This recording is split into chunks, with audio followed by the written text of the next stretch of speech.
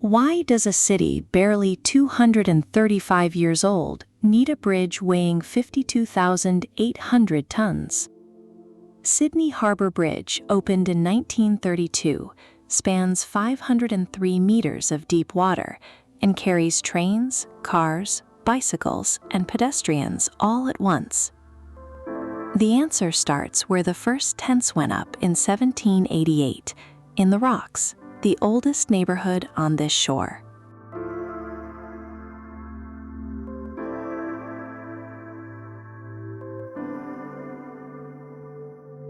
The bridge carries 8 lanes of traffic, 2 railway tracks, a cycleway, and a footpath.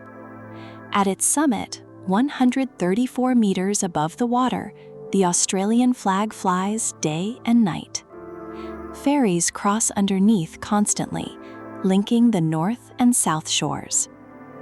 The Rocks, visible below the southern approach, preserve sandstone buildings and laneways from the first years of European settlement.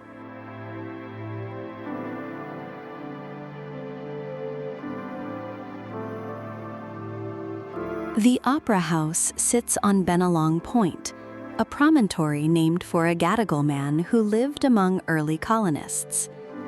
Danish architect Jorn Utzon designed the building, which opened in 1973 after 14 years of construction. Its sail roofs are clad in over 1 million ceramic tiles, made in 2 colors, glossy white and matte cream. The Royal Botanic Garden wraps around the Opera House toward the central business district.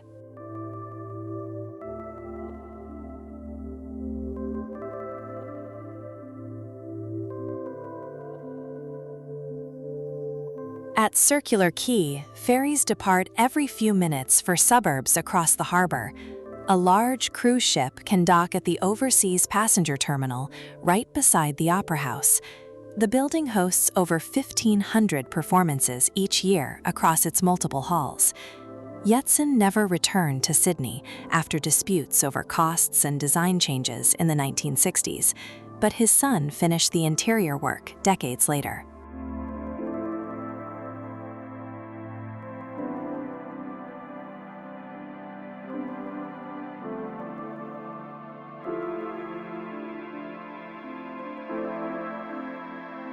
Darling Harbour was redeveloped as a tourist precinct in 1988, Australia's bicentennial year.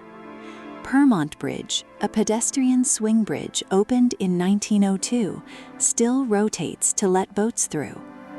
The Australian National Maritime Museum docks the HMAS Vampire, a retired Navy destroyer, beside a permanent tall ship with wooden masts.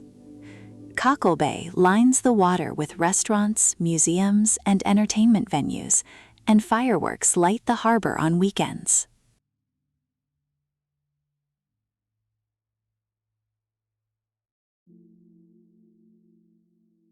Cockle Bay was once a working dockland with rail yards and wool stores. The redevelopment replaced warehouses with convention centers and public walkways. A cruise ship docks regularly at the Western Wharf, towering over the smaller pleasure craft in the marina. The Anzac Bridge, with its cable-stayed design, crosses the water to Pyrmont, a peninsula that was once the site of Sydney's Gold Rush-era sandstone quarries.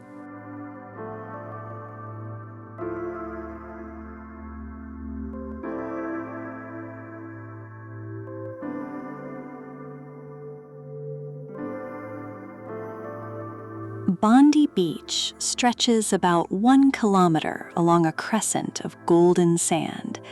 The name comes from an Aboriginal word meaning surf noise or water breaking over rocks.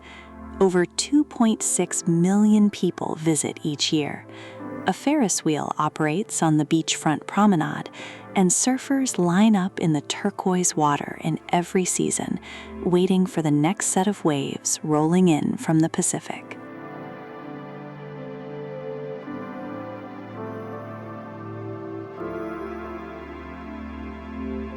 The beach curves between two sandstone headlands, Ben Buckler to the north and Mackenzie's Point to the south. Apartments and cafes line Campbell Parade, the main road running behind the sand. A coastal walk begins at the southern end, climbing along cliffs past rock pools and small coves. Surfers paddle out before dawn, and the Ferris wheel keeps turning into the evening.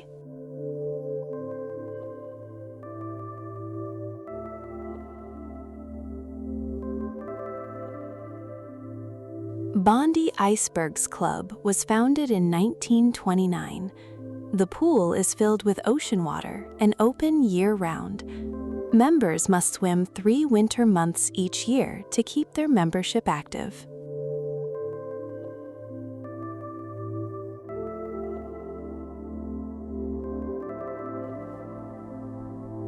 The pool sits at the southern end of Bondi Beach, carved into the rocky shoreline. During high swell, waves crash directly against the pool walls, sending spray over the edge and into the lanes.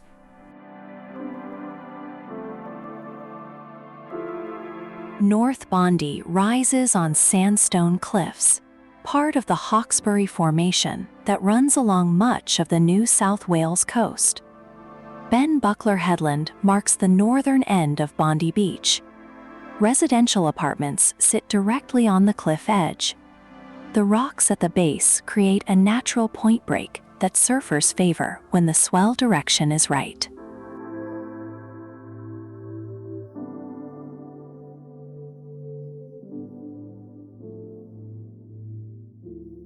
Turquoise waves hit the cliff base and explode into white foam.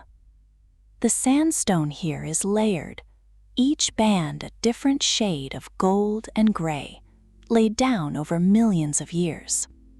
A walking track follows the clifftop from Ben Buckler south, passing through native coastal heath, with banksias and pandanus trees clinging to exposed rock.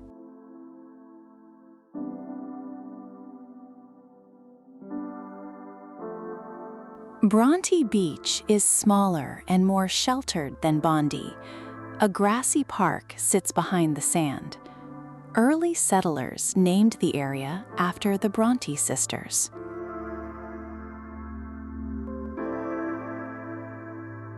Bronte baths were carved into sandstone in the 1880s. The rock pool is free and open year-round. A white-railed walkway follows the cliff edge, and waves splash over the walls during rough conditions.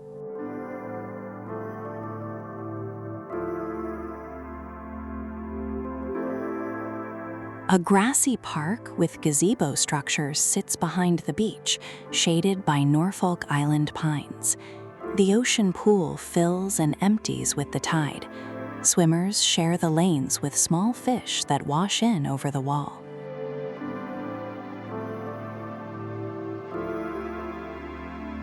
Tamarama sits between Bondi and Bronte along the coastal walk.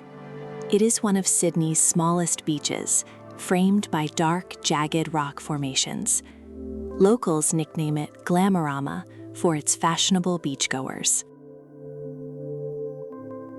Between May and November each year, over 30,000 humpback whales migrate along the New South Wales coast. They pass close to Sydney's headlands, and people gather on cliff-top walking tracks to spot them surfacing.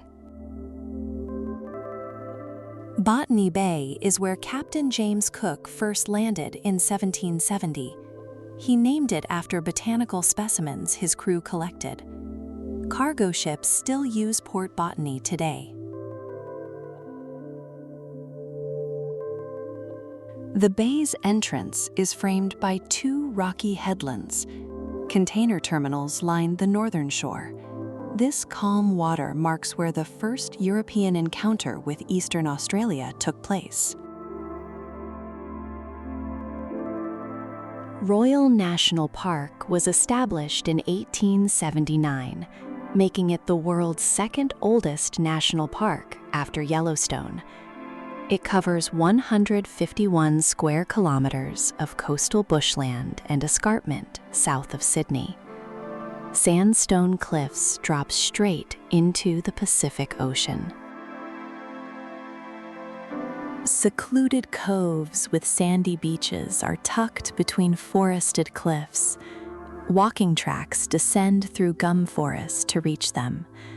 The figure-8 pools, carved by waves into the rock shelf, draw swimmers and photographers willing to scramble over boulders. Echo Point Lookout sits above the Jameson Valley at Katoomba. The Blue Mountains get their name from eucalyptus oil vapor that creates a blue haze across the forest. Katoomba is the main tourist town of the region. A paved viewing plaza sits at the cliff edge, crowded at sunrise and sunset. The valley floor drops hundreds of meters below. Eucalyptus forest covers the slopes, thickening the blue haze in warm weather. The Three Sisters are sandstone pillars at the edge of the Jameson Valley escarpment.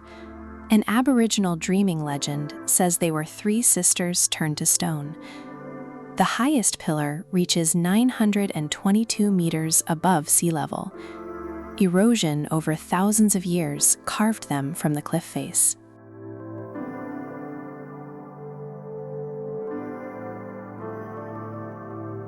A narrow wooden staircase descends from the cliff top to a viewing platform near the pillars. It was built in the early 1900s, cut directly into the sandstone. From the platform, the Jameson Valley spreads below, covered in dense eucalyptus forest, with tree ferns in the sheltered gullies.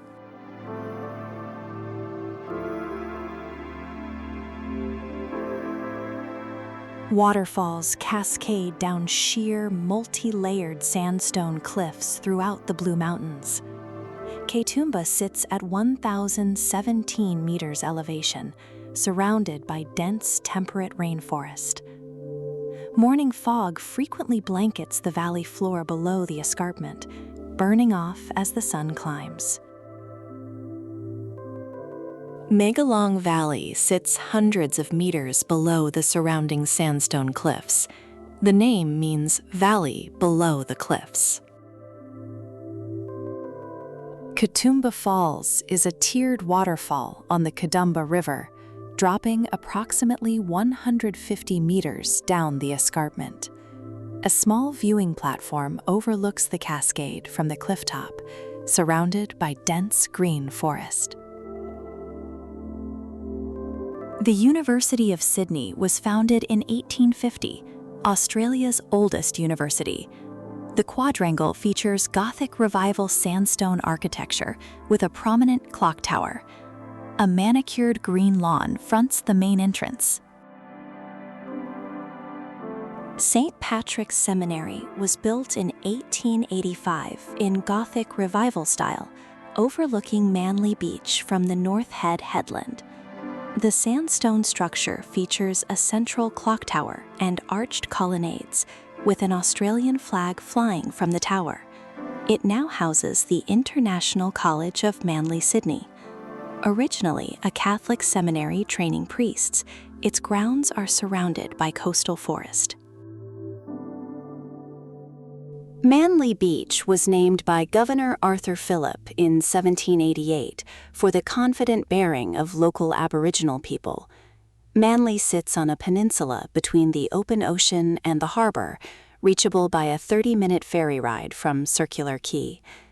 The beach hosts international surfing competitions, and construction cranes along the waterfront indicate ongoing coastal development as apartment buildings replace older structures.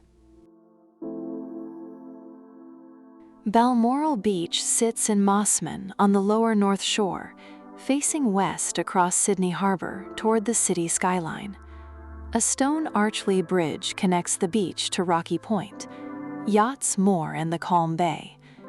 The harbour that required 52,800 tons of steel to span still offers quiet corners like this at sunset.